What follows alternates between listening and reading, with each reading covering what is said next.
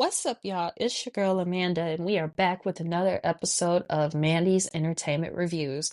So, for this episode, we are reviewing the Kobe, the Making of a Legend documentary that came on CNN.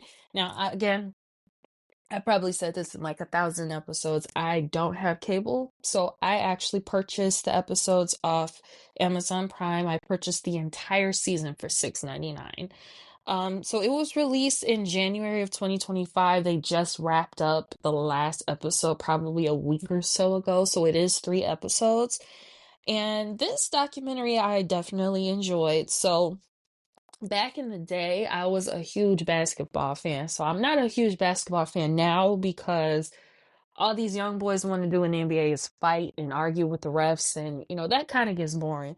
But back in the day when Allen Iverson and Matt Barnes and all them were playing, it was a show basically, and I loved watching it. But I was not a Kobe Bryant fan at all because I was a Denver Nuggets fan, and every time Denver had a game in LA or when LA came to Denver, it was like Kobe dropped some big numbers and the Lakers end up winning and beating the Nuggets, and I get in my feelings about it. So I didn't like Kobe as a player, but when he retired and I got a chance to see Kobe have other outlets like coaching his daughter's basketball team, as well as story writing and winning an Oscar, that's when I respected him a lot more.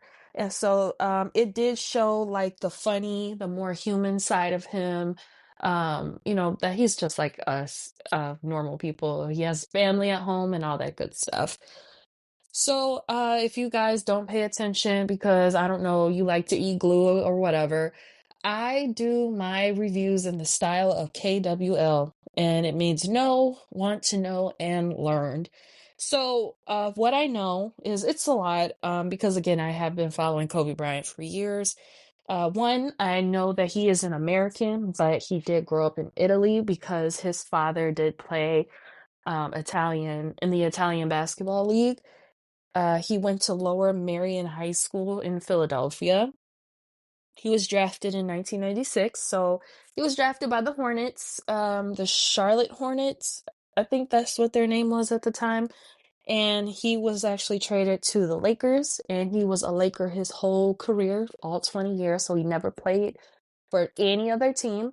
I do remember him being unhappy at a certain point, and he wanted to be traded, but they didn't go through with the trade, so he remained a Laker. And he got championships with Shaq.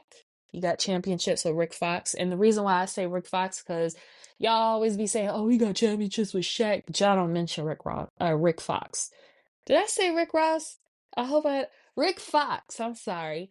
Rick Fox. He got championships with Rick Fox, who married the beautiful Vanessa Williams as well. And he also got championships with Matt Barnes. So if you don't know who Matt Barnes is, he's the co-host now of All the Smoke with Steven Jackson. And he also is in the cannabis business as well.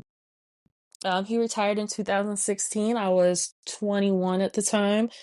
And also, he was accused of sexual assault in 2003 at a Colorado resort or hotel or whatever.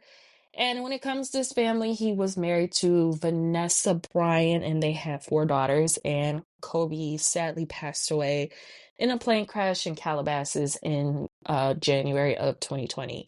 And I remember that day too. It was just like, I remember finding out because at the time I had TMZ alerts on my phone and it said Kobe Bryant dead of a plane crash in Calabasas.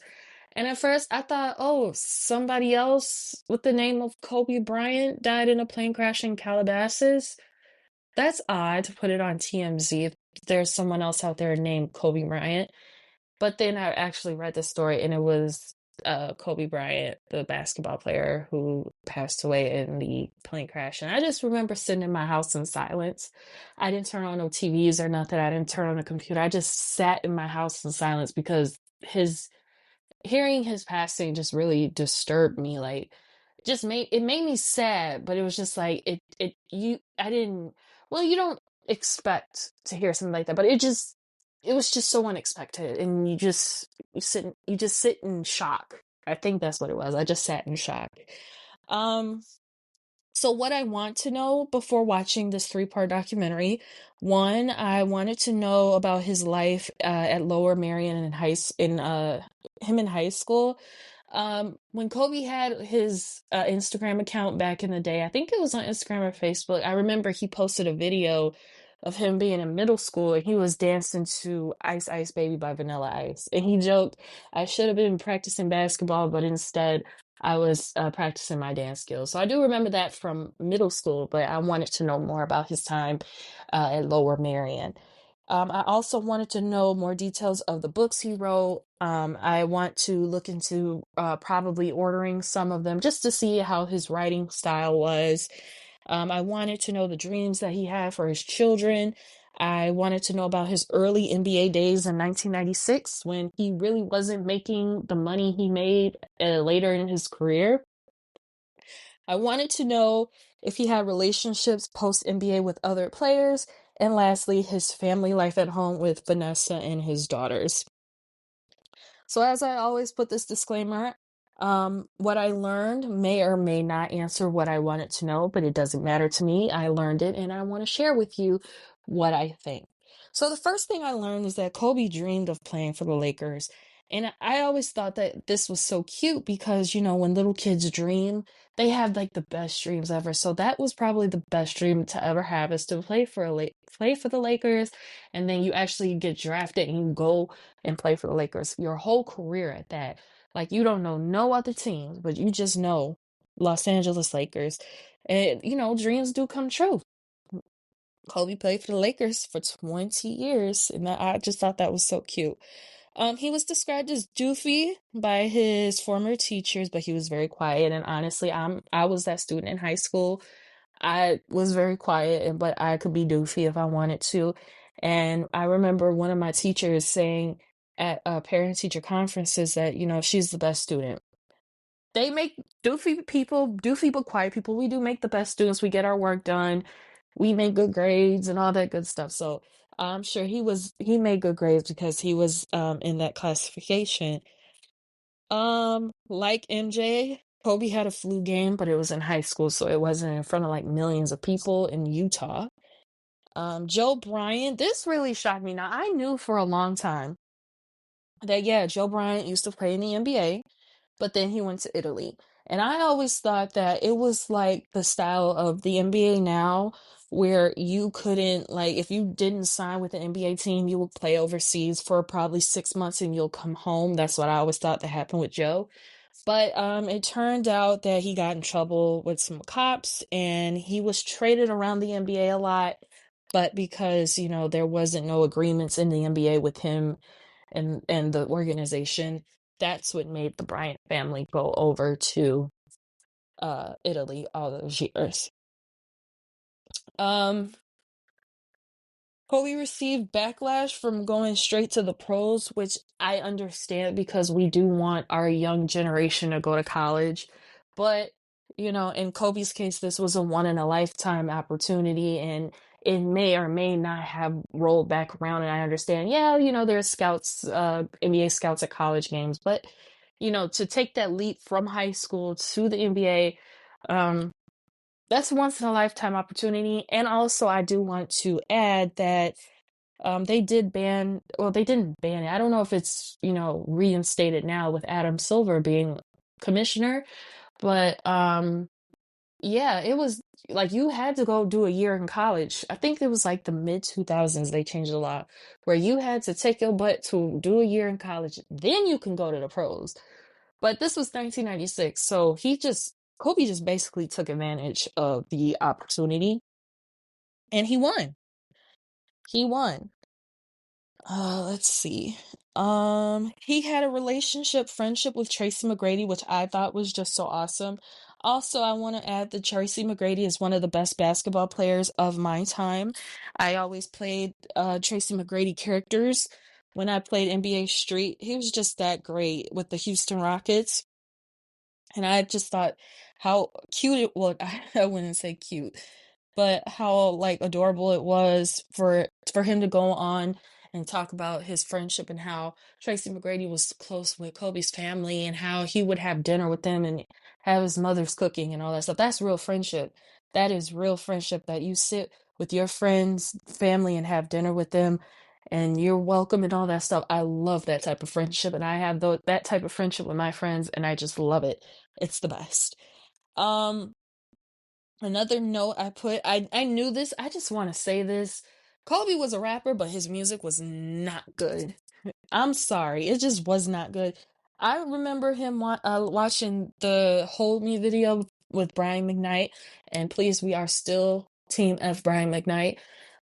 He had a verse on there, and I think that should not have happened without the proper training. That's why I said without the proper training. He should have had like a rapper in there training him, but no, Kobe wrote his rhyme and he rapped it. So yay, yay.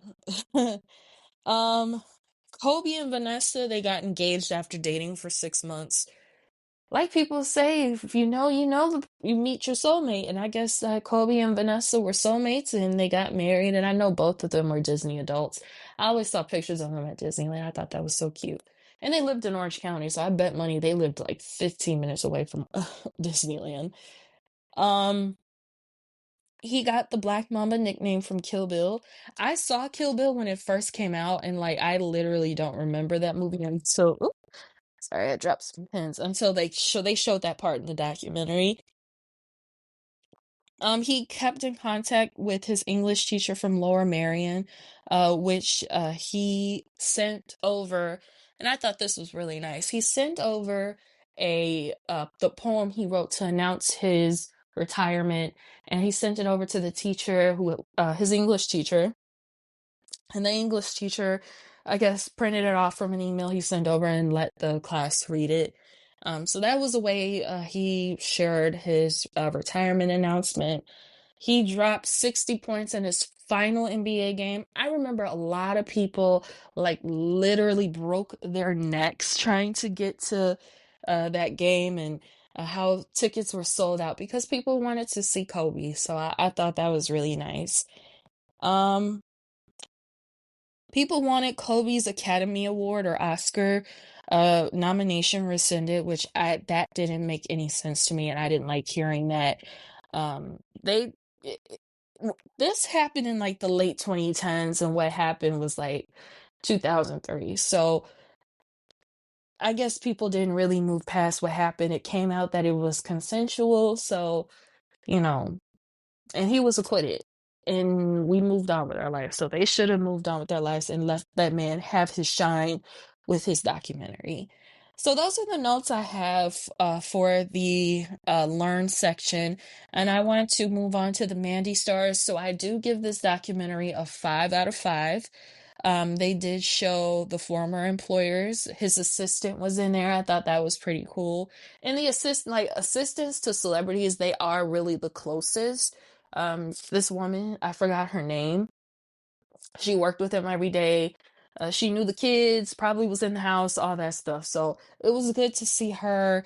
He had an image consultant, which didn't understand why he needed that. He was Kobe Bryant.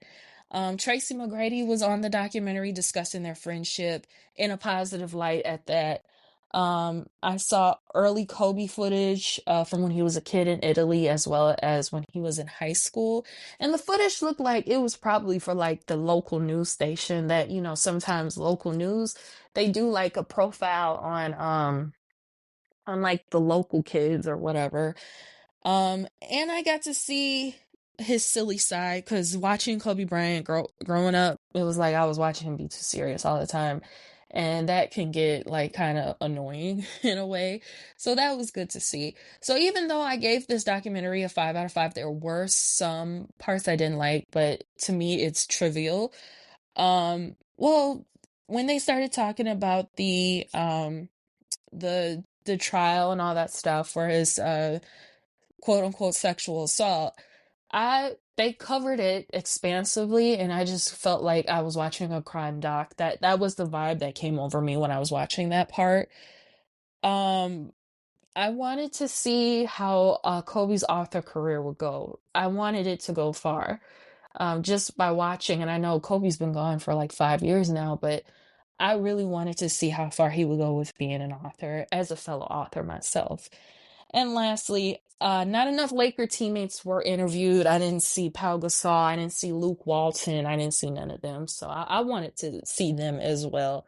But yeah, that is my review for Kobe Making of a Legend documentary. I do recommend watching this. It's not probably gonna, I think they're gonna do the same thing like they did Never Too Much by Luther. They're gonna probably put it on Max a couple months from now. But if you don't want to wait that long, it is available on Amazon Prime. You could purchase the entire season for $6.99. And that is the end of my review. So I will catch y'all in the next episode. Peace.